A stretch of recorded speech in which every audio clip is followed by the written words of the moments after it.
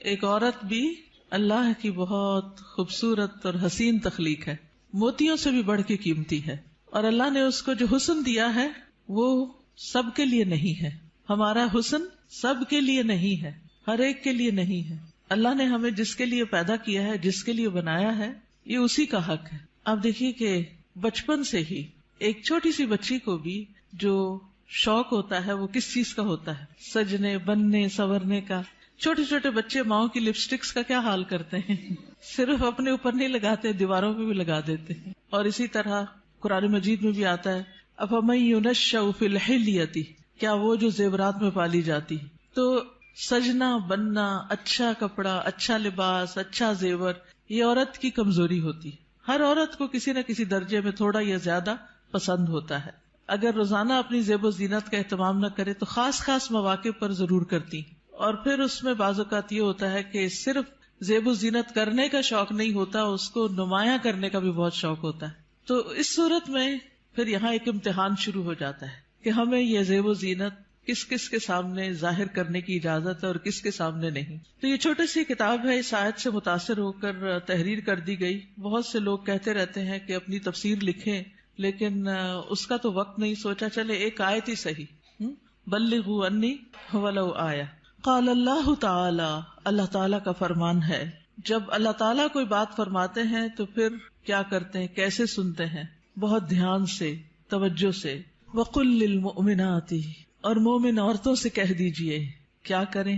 اپنی نگاہیں نیچی رکھیں، یعنی اپنی نگاہوں کی حفاظت کریں، اور اپنی شرم گاہوں کی حفاظت کریں، اور اپنی زینت ظاہر نہ کریں، اپنی خوبصورتی نمایاں نہ کریں سوائے اس کے جو خود ظاہر ہو جائے، اور اپنے سینوں پر اپنی اوڑھنیاں ڈالے رکھیں، اور اپنی زینت ظاہر نہ کریں سوائے اپنے شوہروں کے، یا اپنے باپ کے، یا اپنے شوہروں کے باپ کے، یا اپنے بیٹوں کے، یا اپنے شوہروں کے بیٹوں کے، یا اپنے بھائیوں کے، یا اپنے بھائیوں کے بیٹوں کے، یا اپنی بہنوں کے بیٹوں کے، یا اپنی عورتوں کے، یا اپنے غلاموں کے، یا وہ زیر دست مرد جو کسی اور قسم کی رغبت نہ رکھتے ہوں، یا وہ بچے جو عورتوں کی پوشیدہ باتوں سے ابھی واقف نہ ہوئے ہوں، اور اپنے پاؤں زمین پر مار کر نہ چلیں کہ ان کی پوشیدہ زینت لوگوں کو معلوم ہو جائے. اور اے مومنو، تم سب مل کر اللہ سے توبہ کرو تاکہ تم کامیاب ہو جاؤ. یعنی اس حکم کی کہیں نہ کہیں جو خلاف ورزی ہوتی ہے اس پر توبہ کرو تاکہ کامیاب ہو سکو. اس سے پتہ یہ چلتا ہے کہ اگر اس حکم کی خلاف ورزی کی گئی تو کہیں ایسا نہ ہو کہ کامیابی مخدوش ہو جائے. تو ارشاد ہے وَقُلْ لِلْمُؤْمِنَاتِ، اور مومن عورتوں سے کہہ دیجئے. پیج 3. مومنات کون ہوتی ہیں؟ جو ایمان لانے والیاں ہیں، اللہ اور اس کے رسول محمد صلی اللہ علیہ وسلم کا حکم دل سے مان لینے والیاں، ماننے کے بعد ان احکامات پر عمل کرنے والیاں، اللہ سے اپنی محبت کے دعوے کو سچ کر دکھانے والیاں. اللہ تعالیٰ کا ارشاد ہے بے شک مسلمان مرد اور مسلمان عورتیں، اور مومن مرد اور مومن عورتیں، اور فرما بردار مرد اور فرما بردار عورتیں، اور سچے مرد اور سچی عورتیں، اور صبر کرنے والے مرد اور صبر کرنے والی عورتیں، اور عاجزی اختیار کرنے والے مرد اور عاجزی اختیار کرنے والی عورتیں، اور صدقہ کرنے والے مرد اور صدقہ کرنے والی عورتیں، اور روزہ دار مرد اور روزہ دار عورتیں، اور اپنی شرمگاہوں کی حفاظت کرنے والے مرد اور حفاظت کرنے والی عورتیں، اور اللہ کا بہت زیادہ ذکر کرنے والے مرد اور ذکر کرنے والی عورتیں. ان کے لیے اللہ نے مغفرت اور بہت بڑا اجر تیار کر رکھا ہے. اللہ کی بخشش اور بڑا اجر کس کے لیے ہے؟ ان صفات کے حامل مومن مردوں اور عورتوں کے لیے. تو ارشاد ہے وَقُلْ لِلْمُؤْمِنَاتِ، کیا ارشاد؟ پیج 4. يَغْضُضْنَ مِنْ أَبْصَارِهِنَّ، کہ وہ اپنی نگاہیں نیچی رکھیں. کیا مطلب ہے اس کا؟ کہ حرام چیزوں پر نگاہ نہ ڈالیں، نامحرم مردوں کو نگاہ بھر کے نہ دیکھیں، اچانک نظر پڑ جائے تو نظر پھیر لیں، شہوت کی نظر سے نہ دیکھیں، کسی مرد یا کسی عورت کا سطر نہ دیکھیں، یعنی جو حصے چھپا کے رکھنے کے قابل ہیں، فحش تصاویر اور فحش مناظر نہ دیکھیں، ادھر ادھر تانک جھانک نہ کریں. نبی صلی اللہ علیہ وسلم نے فرمایا زنا العین النظر، نظر بازی آنکھوں کا زنا ہے. نبی کریم صلی اللہ علیہ وسلم نے فرمایا تم اپنی طرف سے مجھے 6 چیزوں کی ضمانت دو، میں تمہیں جنت کی ضمانت دوں گا. جب بات کرو تو سچ بولو، جب وعدہ کرو تو پورا کرو، جب تمہارے پاس امانت رکھی جائے تو ادا کرو، اپنی شرمگاہوں کی حفاظت کرو، اپنی نگاہوں کو نیچا رکھو اور اپنے ہاتھوں کو روکے رکھو. تو یہ حکم ہے نگاہیں نیچی رکھنے کا. پھر آیت کے اگلے حصے میں فرمایا وَيَحْفَظْنَ فُرُوجَهُنَّ، اور وہ اپنی شرمگاہوں کی حفاظت کریں، یعنی جسم کے قابل سطر حصے چھپا کر رکھیں. باریک اور تنگ لباس خصوصاً چست پاجامے سطر ڈھانپنے کے تقاضے پورے نہیں کرتے. زنا، بدکاری اور فحاشی سے بچیں. بلا ضرورت اپنے جسم کا کوئی حصہ نہ کھولیں. ہم جنس پرستی سے دور رہیں. جانوروں یا مصنوعی آلات سے جنسی خواہش پوری نہ کریں. پھر فرمایا وَلَا يُبْدِينَ زِينَتَهُنَّ، اور اپنی زینت ظاہر نہ کریں، یعنی جسمانی ساخت اور شکل و صورت کی خوبصورتی کو نمایاں نہ کریں. زینت میں دونوں چیزیں آ جاتی ہیں، جسم کا فگر بھی اور شکل و صورت کی خوبصورتی بھی. پھر مصنوعی اور آرائشی زینت جیسے زیور، لباس یا میک اپ وغیرہ چھپا کر رکھیں نان محرم سے. باریک لباس نہ پہنیں. گھر سے نکلتے وقت تیز خوشبو نہ لگائیں کیونکہ وہ بھی زینت کا حصہ ہے. رسول اللہ صلی اللہ علیہ وسلم نے فرمایا 2 قسم کے لوگ جہنمی ہیں جنہیں میں نے نہیں دیکھا.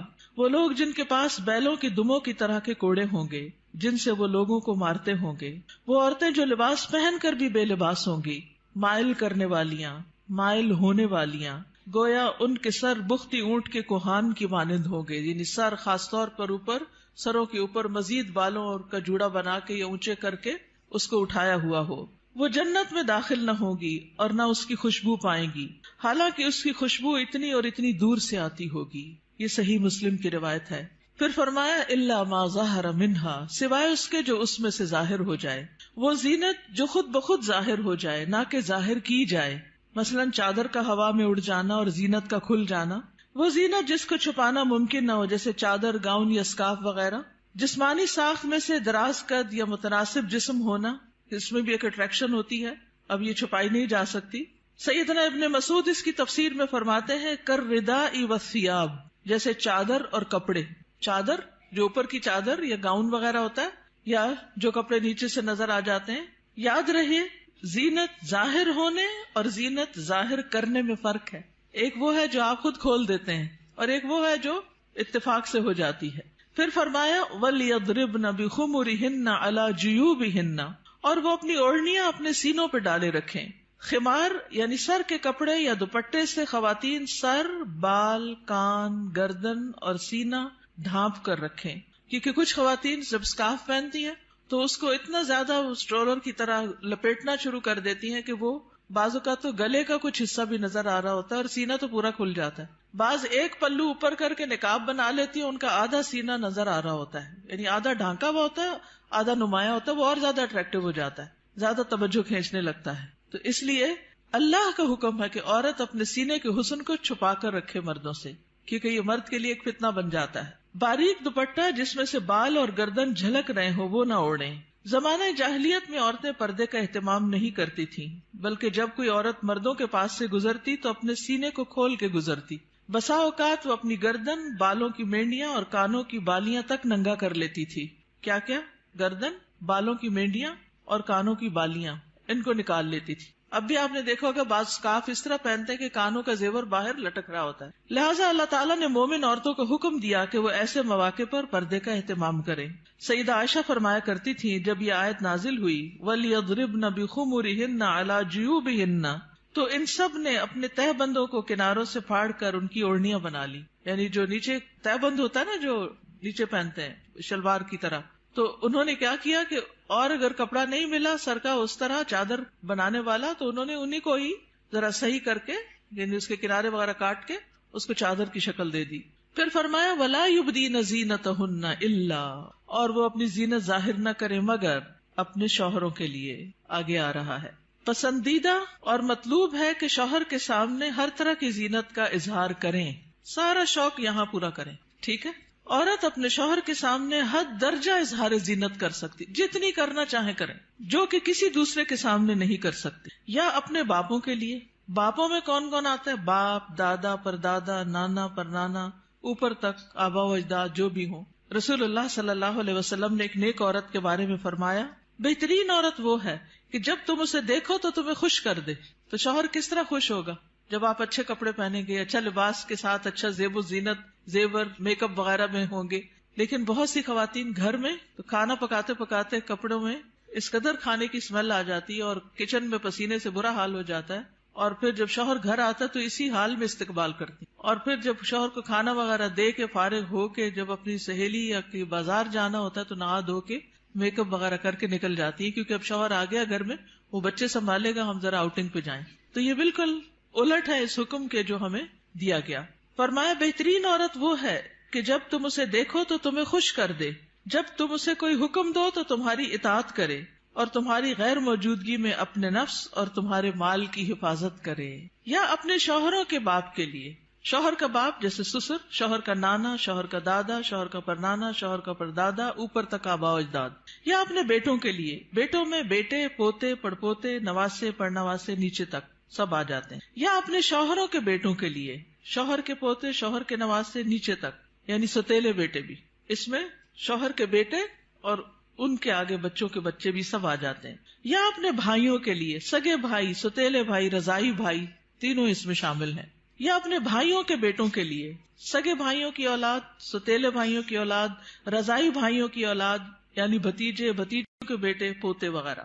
یا اپنی بہنوں کے بیٹوں کے لیے، سگی بہنوں کی اولاد، ستیلی بہنوں کی اولاد، رضائی بہنوں کی اولاد، یعنی بھانجے، بھانجوں کے بیٹے، پوتے وغیرہ. یا اپنی عورتوں کے لیے، قابل اعتماد اور باکردار عورتیں. نبی کریم صلی اللہ علیہ وسلم نے فرمایا، لا تباشر المرأة المرأة، پہلی تاپت پیش ہے، ٹھیک کر لیجئے. لا تباشر المرأة المرأة فتنعتها لزوجها كأنه ينظر إليها، کوئی عورت کسی عورت کے جسم کے ساتھ جسم نہ لگائے. بعض اوقات لوگ حق کر رہی ہوتی ہیں لڑکیاں ایک دوسرے کو، تو اتنا زیادہ چپک جاتی ہیں ایک دوسرے سے، یہ بھی درست نہیں. اور پھر اس طرح بھی کہ وہ اپنے شوہر سے اس کا حلیہ بیان کرے، یعنی جس طرح وہ فیل کرے اس عورت کو، پھر گھر جا کے اپنے میاں کو اس کی ساری تعریف کر کے بتائے کہ گویا وہ اسے دیکھ رہا ہے. یا تمہارے دائیں ہاتھ جن کے مالک ہوئے، لونڈیاں اور غلام مراد ہیں یہاں، لیکن جو گھریلو ملازمین ہیں یہ لونڈی غلام میں شامل نہیں ہوتے، ان سے احتیاط برتنی چاہیے. گھریلو مرد ملازمین کے ساتھ گفتگو میں محتاط رویہ اختیار کرے، جیسے ڈرائیور ہو، چوکیدار ہو، ان کے ساتھ بہت ہنس ہنس کے بات کرنے کی ضرورت نہیں. مذکورہ والا تمام رشتوں کے سامنے زینت کا اظہار کرتے ہوئے ان کے مقام اور احترام کو پیش رکھیں. جوان بچوں کے سامنے سینہ اور گریبان کھولنے میں احتیاط برتیں، یعنی ان میں سے جو بھائی جوان ہیں یا بیٹے جوان ہیں یا پوتے وغیرہ، تو ان کے سامنے اپنے سینے کو بہت نمایاں نہ کریں، اور اسی طرح اپنے سطر کو چھپا کر رکھیں. سیدنا انس بیان کرتے ہیں کہ نبی کریم صلی اللہ علیہ وسلم فاطمہ رضی اللہ تعالی عنہا کے لیے غلام لائے جو آپ نے ان کو ہبہ کر دیا. انس رضی اللہ عنہ نے کہا کہ فاطمہ پر اس وقت ایسا کپڑا تھا جب وہ اسے اپنے سر پر اوڑھتی تو ان کے پاؤں تک نہ پہنچتا، جب وہ اسے اپنے پاؤں چھپاتی تو سر پر نہ رہتا. یاد رکھیے وہ پاؤں بھی چھپا رہی تھی. جبکہ نبی کریم صلی اللہ علیہ وسلم نے ان کی یہ الجھن دیکھی تو فرمایا، بے شک تمہارے لیے کوئی حرج نہیں، تمہارے سامنے صرف تمہارے والد اور تمہارا غلام ہے. اس غلام کا نام عبداللہ بن مسعدہ تھا. یہ فزاری تھے، سخت سیاہ فام. سیدہ فاطمہ نے انہیں پرورش کر کے آزاد کر دیا تھا رضی اللہ تعالی عنہا. اب التابعین غیر اولی الاربۃ من الرجال، یا پیروی کرنے والے غیر حاجت مند مرد، یعنی یہ کون سے مرد ہیں جن سے پردے میں نرمی اختیار کی جا سکتی ہے؟ نکاح کی حاجت نہ رکھنے والا. بعض ہوتے ہیں نا بچپن سے خاندانوں کے ساتھ لگ جاتے ہیں اور وہ پوری زندگی ایک بچوں کی طرح ہی ساتھ ہوتے ہیں، اور پھر بڑھاپے کی عمر میں ان کا کوئی اور ٹھکانہ نہیں ہوتا، تو وہ یعنی کہ گھروں میں اگر ہوتے ہیں ان کو گھر کی جو لڑکیاں ہیں وہ اپنی بیٹیوں کی طرح ہی ہوتی ہیں، اور ویسے بھی انہیں شادی کا کوئی شوق نہیں ہوتا. عورتوں سے رغبت نہ رکھنے والا، بدھو قسم کا، بے وقوف بدھو جس میں شہوت نہ ہو، بالکل بوڑھا. بعض اوقات ایسے بچے ہوتے ہیں نا اسپیشل بچے کہ جن کو کوئی مینٹلی ان کو کوئی سمجھ نہیں ہوتی، جنسی خواہشات سے آری، مخنث اور ہجڑے جن میں کوئی شہوت نہ ہو. یہ یاد رکھیے کیونکہ بعض ہجڑے جو ہیں ان کے اندر سب کچھ ڈیولپڈ ہوتا ہے. لیکن ان افراد کے سامنے زینت کا اظہار کرتے ہوئے بھی احتیاط کا دامن نہ چھوڑیں، پھر بھی محتاط رہیں. غیر اولی الاربہ سے مراد وہ بے خبر ہے جس میں شہوت نہ ہو. یہ سیدنا ابن عباس کا قول ہے. اب الطفل الذین لم یظہروا علی عورات النساء، یا وہ بچے جو عورتوں کی چھپی ہوئی باتوں سے ابھی واقف نہیں ہوئے. نابالغ بچے جن کا جنسی شعور بیدار نہ ہوا ہو، جو کم عمری کی وجہ سے عورتوں کے حالات اور مخصوص اوصاف سے واقف نہ ہوں، جن کو کوئی سمجھ نہ ہو پیریڈز کیا ہوتے ہیں، اور یعنی ابھی ان کی عورتوں سے متعلق جو خاص باتیں ہیں ان کو سمجھ نہ ہو. ابن کثیر کہتے ہیں جب بچہ بالغ ہو یا بلوغت کے قریب ہو اور ان چیزوں کو جانتا پہچانتا ہو، بدصورت اور خوبصورت عورت میں تمیز کر سکتا ہو، یعنی جس دن بچہ یہ کہ نا ماما وہ بہت خوبصورت ہے، تو اسے عورتوں کے پاس نہ آنے دیا جائے. یہ ابن کثیر کی تفسیر ہے. کسی خاص عمر کی یہاں قید نہیں، بچے کی سمجھ کے مطابق احتیاط سے کام لیتے ہوئے زینت کا اظہار کرے. لیکن افسوس ہوتا ہے ان خواتین پر جو اچھے بھلے جوان لڑکوں کو گلے لگا لیتی ہیں یا ان کے سر پہ ہاتھ پھیرنے لگتی ہیں یا ہاتھ ملانا شروع کر دیتی ہیں. یہ بھی اس حکم کے منافی ہے، چاہے بچپن سے اس بچے کو آپ نے پالا ہی کیوں نہ ہو. وَلَا يَضْرِبْنَ بِأَرْجُلِهِنَّ لِيُعْلَمَ مَا يُخْفِينَ مِنْ زِينَتِهِنَّ، اور وہ اپنے پاؤں مارتی ہوئی نہ چلیں کہ جو وہ اپنی زینت میں سے چھپاتی ہیں اس کو جان لیا جائے. یعنی مردوں کو متوجہ کرنے والی چال نہ چلے، یعنی چلتے ہوئے بھی ایک وقار کا خیال رکھیں. جھنکار والی پازیب نہ پہنے، یعنی پاؤں کا زیور ایسا کہ جو چھن چھن کرے اور بازار میں دوسروں کو متوجہ کرے وہ نہیں پہنے. باہر گھر میں پہن سکتے ہیں. آواز پیدا کرنے والا جوتا استعمال نہ کرے، یعنی جیسے بہت ہائی ہیل پہن کے پھر وہ ٹک ٹک ٹک سے سب متوجہ ہو جاتے ہیں، اس سے بھی بچیں. تیز خوشبو استعمال نہ کریں. ابن کثیر کہتے ہیں اس ممانعت میں ہر وہ چھپی ہوئی زینت داخل ہے جو حرکت کرنے سے ظاہر ہو جائے. اسی ضمن میں عورت کو خوشبو لگا کر باہر نکلنے سے بھی منع کیا گیا ہے کہ لوگ اس کی خوشبو محسوس کریں. زمانہ جاہلیت میں رواج تھا کہ عورت جب راستے میں چلتی اور اس نے پاؤں میں پازیب پہنی ہوتی جس کی آواز سنائی نہ دیتی تو وہ اپنے پاؤں زمین پر اس طرح مارتی جس سے مردوں کو پازیب کی جھنکار سنائی دیتی. تو اللہ تعالیٰ نے مومن عورتوں کو ایسا کرنے سے منع کر دیا. نبی کریم صلی اللہ علیہ وسلم نے فرمایا ہر آنکھ زنا کرتی ہے، اور عورت جب خوشبو لگا کر کسی مجلس سے گزرتی ہے تو وہ ایسی اور ایسی ہے، یعنی زانیہ ہے. تو اس لیے خوشبو کے معاملے میں بھی احتیاط برتیں. ایسی خوشبو نہ لگائیں کہ جو پھیل رہی ہو، خصوصاً اگر آپ بازار سے ہو کر گزر رہے ہیں یا مردوں کے ساتھ آپ کا کسی بھی طرح کا کوئی انٹریکشن ہے، یا گھر میں کوئی ایسا رشتہ دار ہے کہ جو محرم نہیں ہے. وَتُوبُوا إِلَى اللَّهِ جَمِيعًا أَيُّهَا الْمُؤْمِنُونَ لَعَلَّكُمْ تُفْلِحُونَ، اور اے مومنو سب کے سب اللہ کی طرف توبہ کرو تاکہ تم فلاح پاؤ. اس میں پچھلے گناہوں پر ندامت کا اظہار کریں، یعنی اللہ تعالیٰ کے سامنے آئندہ گناہ نہ کرنے کا عہد کریں، اپنی اصلاح کی ہر ممکنہ کوشش کریں، ان لغزشوں اور غلطیوں سے توبہ کریں جو پردے کے معاملے میں اب تک ہوتی رہیں. آئندہ زندگی کے لیے اپنے طرز عمل کی اصلاح ان ہدایات کے مطابق کر لیں جو اللہ اور اس کے رسول صلی اللہ علیہ وسلم نے دی ہیں.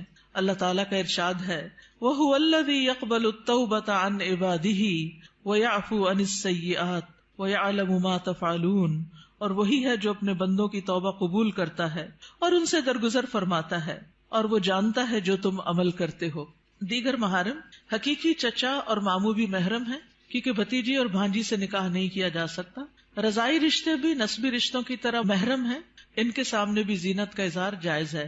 اللہ تعالیٰ کا ارشاد ہے تم پر تمہاری مائیں اور تمہاری بیٹیاں اور تمہاری بہنیں اور تمہاری پھپھیاں اور تمہاری خالائیں اور بھائی کی بیٹیاں اور بہنوں کی بیٹیاں حرام کر دی گئی ہیں. رسول اللہ صلی اللہ علیہ وسلم نے فرمایا بے شک اللہ نے رضاعت سے بھی ان رشتوں کو حرام کر دیا جن کو نسب سے حرام کیا گیا. حجاب مسلمان عورت کی شناخت ہے. مسلمان عورت حجاب سے پہچانی جاتی ہے، وہ دوسروں سے الگ ہو جاتی ہے. اللہ تعالیٰ کا ارشاد ہے اے نبی اپنی بیویوں اور بیٹیوں اور مومن عورتوں سے کہہ دیجئے، بیویاں بیٹیاں اور مومن عورتیں سب کی سب وہ اپنے چادروں کے پلو اپنے اوپر لٹکا لیا کریں. اس طرح زیادہ توقع ہے کہ وہ پہچان لی جائیں، یعنی حجاب کی وجہ سے پہچان لی جائیں، نہ کہ حجاب اتار کے پہچان لی جائیں. حجاب اتار کے تو ایک عورت عام عورت کی طرح ہی لگے گی نا. تو ایذا نہ دی جائیں، اور اللہ بہت بخشنے والا بے حد رحم کرنے والا ہے. یہ ایذا کون سی ہے؟ سیکسول ہراسمنٹ، کہ جب عورت کسی مرد کو اٹریکٹ کرتی ہے تو پھر وہ اس کے پیچھے آتا ہے اور اس کو نقصان دینا چاہتا ہے. مردوں سے بھی خطاب کیا گیا. نظر اور شرمگاہ کی حفاظت کا حکم صرف عورتوں کے لیے نہیں بلکہ مردوں کے لیے بھی ہے. اللہ تعالیٰ کا ارشاد ہے مومن مردوں سے کہہ دیجئے اپنی نگاہیں نیچی رکھیں اور اپنی شرمگاہوں کی حفاظت کریں، یہ ان کے لیے پاکیزہ تر ہے. بے شک اللہ خبر رکھنے والا ہے اس کی جو وہ کرتے ہیں. یعنی اللہ سبحانہ وتعالیٰ کو سب پتا ہے کہ وہ نگاہیں نیچی رکھتے ہیں یا نہیں رکھتے. سیدنا جریر بن عبداللہ سے روایت ہے، وہ کہتے ہیں میں نے رسول اللہ صلی اللہ علیہ وسلم سے اچانک نظر پڑ جانے کے بارے میں سوال کیا تو آپ صلی اللہ علیہ وسلم نے مجھے حکم دیا کہ میں اپنی نظر پھیر لوں. یعنی اگر کسی عورت پر نظر پڑ جائے تو پھر اس کو دوسری طرف پھیر لوں. نظر کی حفاظت دراصل شرمگاہ کی حفاظت ہے. جس نے اپنی نظر کو آزاد چھوڑ دیا اس نے اسے ہلاکت کے گڑھے میں ڈال دیا، اور نظر ہی عام حادثات کی اصل ہے جو انسان کو پہنچتے ہیں. یہ ابن القیم کا قول ہے. نگاہ نیچی رکھنے کے فوائد کیا ہیں؟ یہ بھی ابن القیم کا قول ہے. محبت کی حقیقت اور اس کے تقاضے کتاب میں.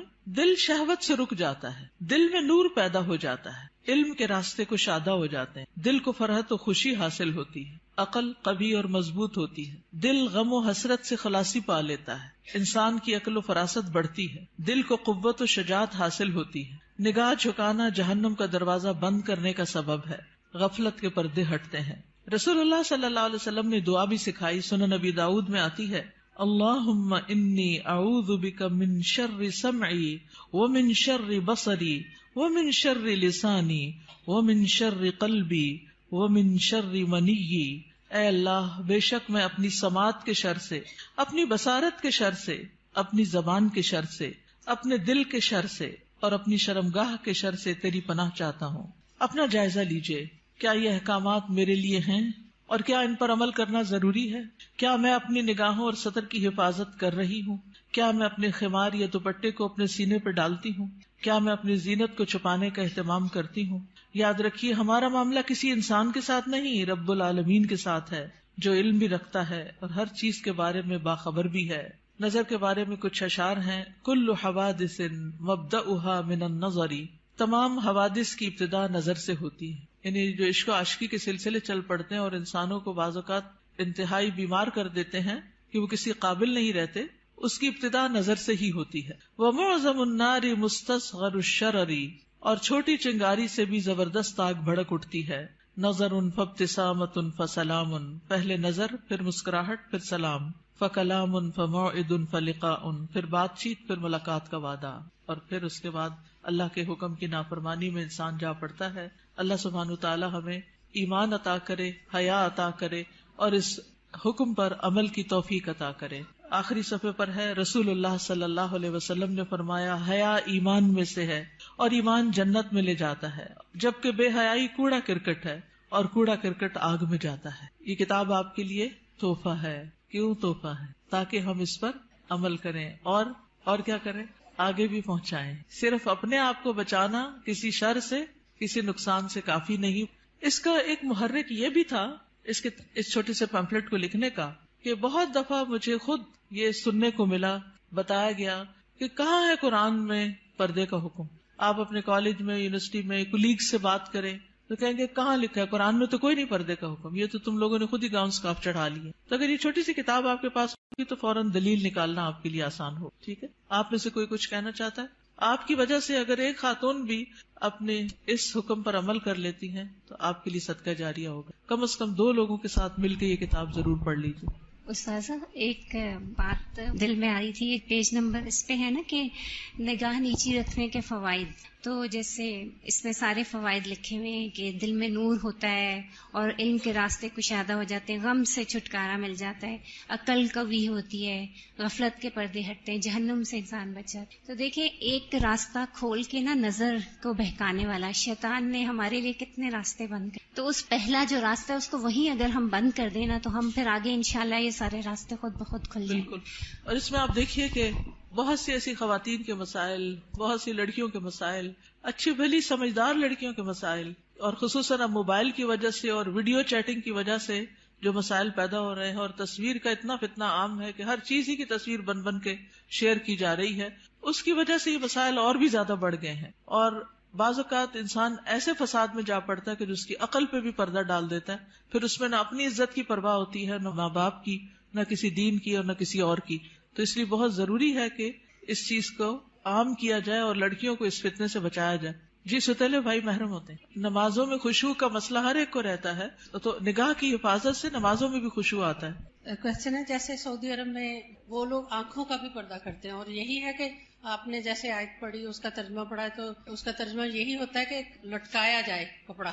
تو وہ لوگ اس طرح کہتے ہیں کہ آنکھ کا پردہ، وہ دوپٹہ اس طرح کرتے ہیں کہ آنکھوں تک آتا ہے. تو اس میں آپ کیا کہیں گے؟ اور دوسرا یہ کہ ان کا جو گاؤن ہے وہ پاؤں کے نیچے تک ہوتا ہے، کیا یہ حالات؟ جی گاؤن نیچے تک ہونا چاہیے، ٹخنے ننگے نہیں ہونے چاہیے. اور ابھی یہ زمین کو جو ٹچ کر رہا ہوتا ہے. جی تو آنکھ کے پردے میں آپ کیا کہتے ہیں اس میں؟ جس طرح وہ لوگ کرتے ہیں جی، جتنا انسان اپنے آپ کو ڈھانک سکے اتنا ہی بہتر ہے. مطلب وہ لوگ پلہ جو ہے اوپر کر کے کرتے ہیں، لیکن ہمارے یہاں ایسا کوئی دیکھیے ہمارے یہاں بھی جب میں چھوٹی ہوتی تھی تو اس وقت جو نقاب ہوتا تھا وہ پورے جارجٹ کے کپڑوں کا وہ نیچے ڈالتے تھے. میں خود یونیورسٹی میں، پنجاب یونیورسٹی میں جب میں پڑھتی تھی تو میرے اپنے نقاب اسی طرح کا لگا ہوا تھا، اور جو ینگ ٹیچرز ہوتے تھے ان کی کلاس میں پورا ڈال کے بیٹھتی تھی، سامنے نہیں دیکھتی تھی. یہ پیج نمبر 4 پہ نا لاسٹ میں ہے، یا غضضن من ابصارہن، بالکل لاسٹ میں، اور اپنے ہاتھوں کو روکے رکھو. یہ مجھے تھوڑا سا یعنی یہ حدیث ہے نا جس میں بہت سی چیزوں کے روکنے کی بات ہے. مسلمان وہ ہوتا ہے نا جس کے ہاتھ اور زبان سے دوسرے محفوظ رہیں. ہاتھوں کو روکے رکھو شر سے، کسی کو تکلیف دینے سے. خاص طور پر عورتوں کو سوچنا چاہیے اس موقع پر. چلے آپ نے ہاتھ کا ذکر کر ہی دیا، وہ مائیں اللہ کو کیا حساب دیں گی جو بات بے بات پر اور شوہر سے بھی ناراضگی اور کسی اور کے ساتھ بھی جو انبن ساس کا بھی غصہ سارا بچوں پہ نکالتی، بات بات پہ بچوں کی پٹائی کرتی ہیں. آج ہی ایک بچی نے مجھے تقریباً 7 منٹ کا میسج بھیجا جس میں رو رو کے وہ ذکر کر رہی تھی کہ میں بچپن سے اپنی ماں سے کس طرح پٹتی آ رہی ہوں، کہ اگر اس کے ہاتھ میں ڈنڈا ہے تو اس نے ڈنڈا مار دیا، ہتھوڑی ہے تو ہتھوڑی مار دی، دیگچا ہے تو دیگچا مار دیا، اور چھوٹی موٹی گالیاں بھی نہیں. اگر ہم کسی وجہ سے اوپر چڑھ گئے تو کہا طوائف ہو تم بھی کوٹھے پہ بیٹھو گی.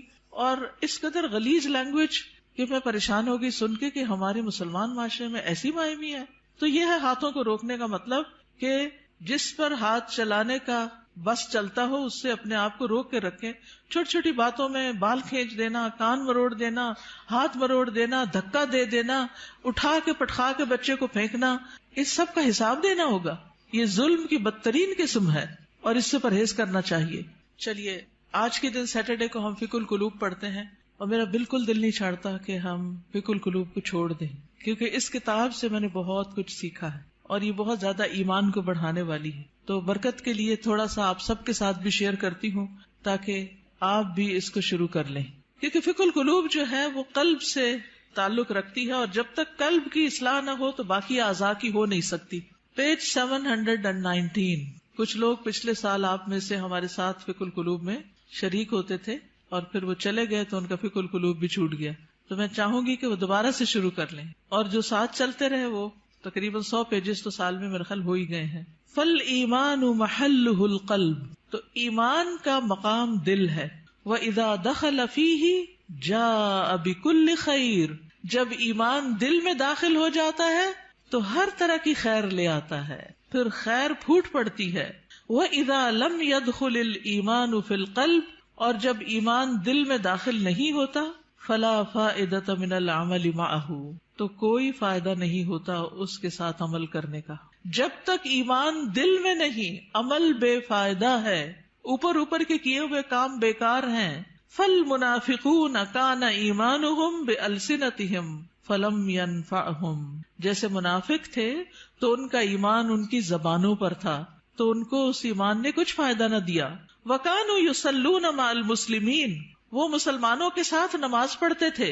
فَلَمْ يَنْفَعْهُمْ ذَلِكَ، تو اس نماز نے ان کو کوئی فائدہ نہیں دیا. بَلْ هُمْ فِي الدَّرْكِ الْأَسْفَلِ مِنَ النَّارِ، بلکہ وہ آگ کے سب سے نچلے گڑھے میں ہیں. يَقُولُونَ بِأَلْسِنَتِهِمْ مَا لَيْسَ فِي قُلُوبِهِمْ، وہ اپنی زبانوں سے وہ کہتے ہیں جو ان کے دلوں میں نہیں، یعنی ایمان دلوں میں نہیں اترا. وَلَفْظُ الْإِيمَانِ شَيْءٌ وَصُورَةُ الْإِيمَانِ شَيْءٌ، لفظ ایمان ایک چیز ہے اور صورت ایمان ایک اور چیز ہے. وَعِلْمُ الْإِيمَانِ شَيْءٌ، اور ایمان کا علم ایک اور چیز ہے. تو لفظ، صورت اور علم تینوں الگ الگ ہیں، لیکن حقیقت الایمان شیء اعظم من ھذا کلہ، لیکن حقیقت الایمان ان سب سے بڑی چیز ہے. وَكُلُّ شَيْءٍ يُصْنَعُ فِي مَكَانٍ وَمَكَانُ تَجْرِيبِهِ فِي مَكَانٍ آخر كَالسَّيَّارَةِ وَالْقَلَمِ وَنَحْوِهِمَا، ہر چیز بنائی جاتی ہے ایک جگہ پر، یعنی ایک پین کی فیکٹری ہے، ایک کار کی فیکٹری ہے. وَمَكَانُ تَجْرِيبِهِ، اور اس کی جو تجربہ گاہ ہے وہ کسی اور جگہ پر ہے، یعنی وہ چلائی کہیں اور جاتی ہے. كَالسَّيَّارَةِ، جیسے کار بنتی کہاں ہے؟ کار فیکٹری میں، اور چلتی کہاں ہے؟ سڑک پر. قلم بنتا کہاں ہے؟ فیکٹری میں، اور چلتا کہاں ہے؟ کاغذ پر. وَنَحْوِهِمَا، اور اسی طرح. وَكَذَلِكَ عِلْمُ الْإِيمَانِ لَهُ مَكَانٌ، اسی طرح ایمان کے علم کی بھی ایک جگہ ہے. وَمَكَانُ مَعْرِفَتِهِ وَتَجْرِيبِهِ لَهُ مَيْدَانٌ آخر، اور اس کی پہچان کی جگہ اور اس کے تجربے کی جگہ ایک اور ہے. وَذَلِكَ لَا يَتِمُّ وَلَا يَحْصُلُ إِلَّا بِالْمُجَاهَدَةِ وَالتَّضْحِيَةِ بِكُلِّ شَيْءٍ، اور یہ پورا نہیں ہوتا اور حاصل نہیں ہوتا مگر سخت محنت سے اور قربانی سے، جو ہر چیز کی ہوتی ہے، من اجل الحصول علیہ، اس چیز کو حاصل کرنے کے لیے. فَهُوَ أَغْلَى شَيْءٌ فِي الدُّنْيَا وَالْآخِرَةِ، تو وہ دنیا اور آخرت میں سب سے زیادہ قیمتی چیز ہے.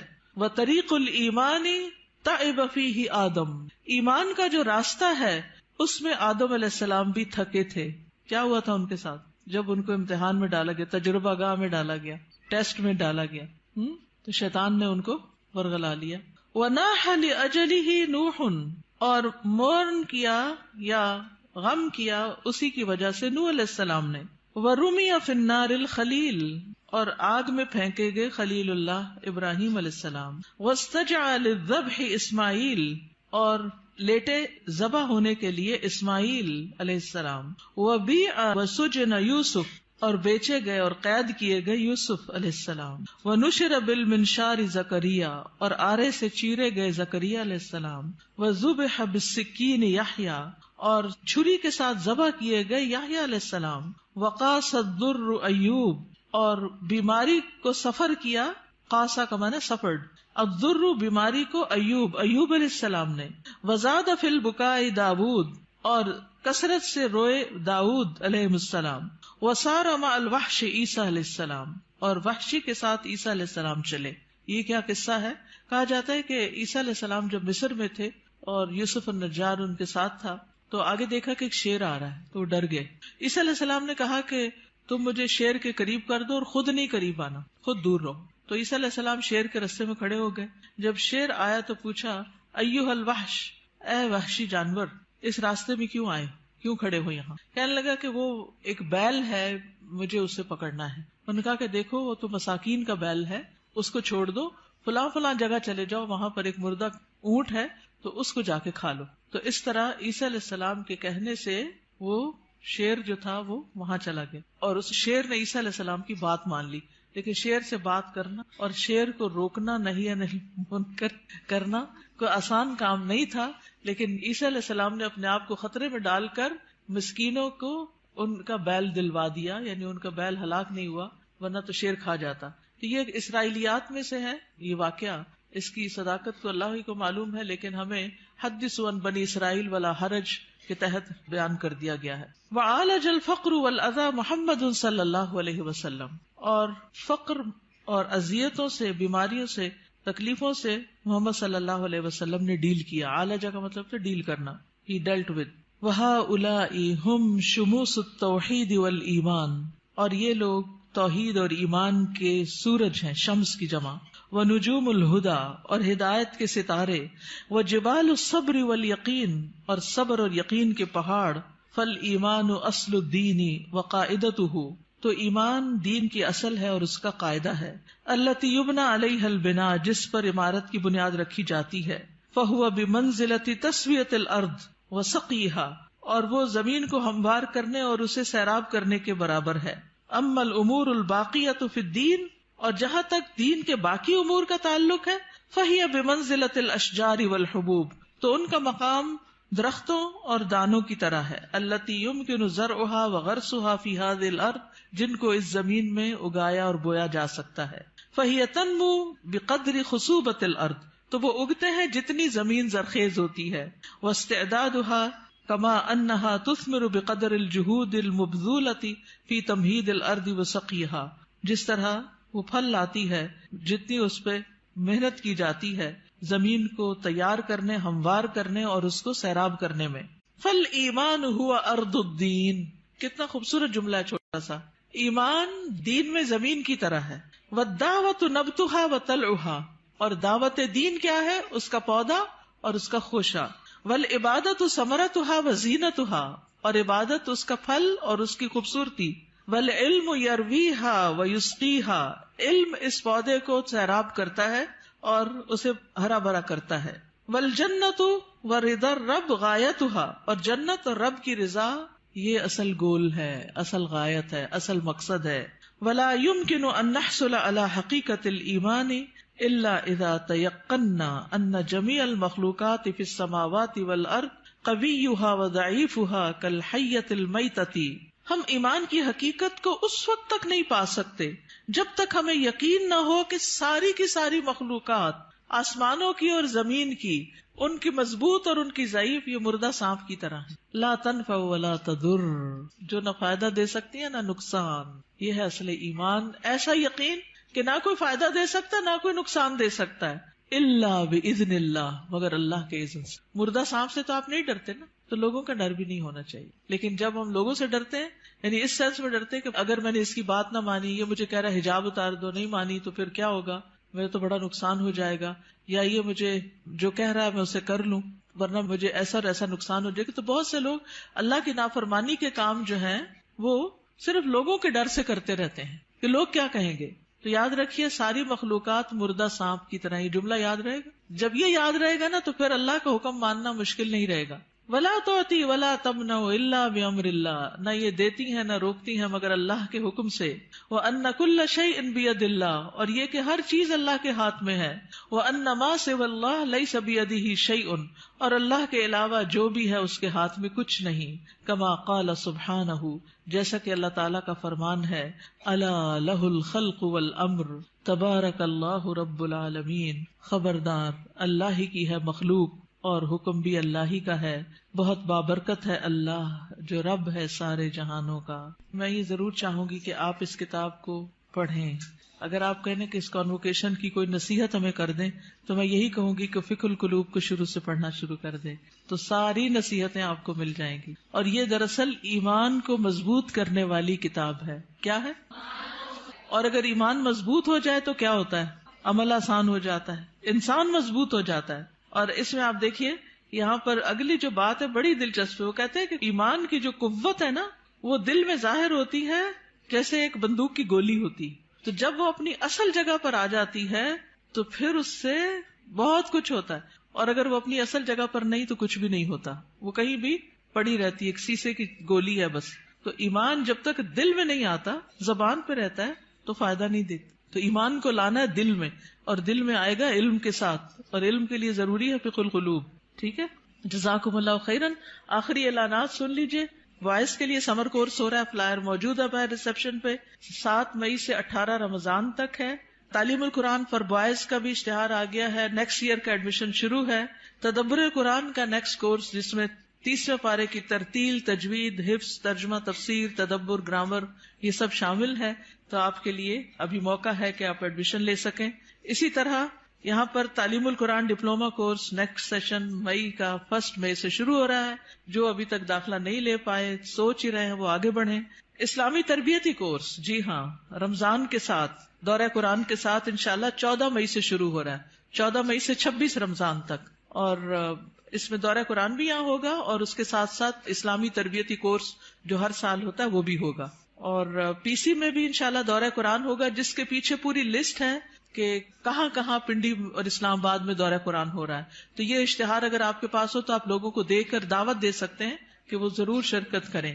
سمر کورسز ہیں ہمارے بچے کا پروگرام جہاں پر ہوتا ہے اس میں الفاظ اکیڈمی میں بھی دورہ قرآن ہو رہا ہے. اور سمر کورس 2018 جیسا کہ آپ کو معلوم ہے کہ 19 فروری کو امی جان دنیا سے رخصت ہو گئی. انا للہ و انا الیہ راجعون. اللہ تعالیٰ ان کی بخشش فرمائے. آپ میں سے بہت سی بچیاں جو آج یہاں موجود ہیں وہ ان کو کسی نہ کسی طرح جانتی ہیں. وہ تقریباً ہر تعلیم القرآن میں ایڈمیشن لے لیتی تھیں، پھر ایک دفعہ تعلیم التجوید میں بھی لے لیا انہوں نے، پھر تدبر قرآن کو بھی اٹینڈ کرنا ایز اے لسنر شروع کر دیا. تو بہرحال وہ فوت ہوئی تو ان کی وفات کے موقع پر کچھ لوگوں نے اپنے تاثرات کا اظہار کیا اور پھر یہ خواہش ظاہر کی کہ نانی اماں کے اوپر ایک کتاب لکھی جائے. تو الحمدللہ کوثر فیض کو اللہ جزائے خیر دے، اس نے مختصر سے عرصے میں یہ کتاب لکھ لی اور الحمدللہ کتاب چھپ کر آ گئی ہے. تو جو گریجویٹس ہیں ان کے لیے یہ گفٹ ہے کتاب. جب آپ باہر نکلیں گے گریجویٹس، باقی جو اسٹوڈینٹس وغیرہ ہیں وہ اگر خود لے لیں تو بہت اچھا ہے. بہت انسپریشنل کتاب ہے. ان کی زندگی میں جو اعمال اور ان کے عادات اور انہوں نے جیسے ہم لوگوں کو پالا اس کی بہت سی کہانیاں ہیں. تو جن لوگوں کو کہانیاں پڑھنے وغیرہ کا شوق ہوتا ہے ان کے لیے ایک اچھی کتاب ہے. تو آپ اپنے لیے بھی اور دوسروں کے لیے بھی کتاب, اپنے لیے تو گفٹ ایک ہی لیں گے لیکن دوسروں کے لیے لینی ہو تو اسٹال پر اویلیبل ہے. جزاکم اللہ خیرا. سبحانک اللہم و بحمدک اشہد ان لا الہ الا انت استغفرک و اتوب الیک.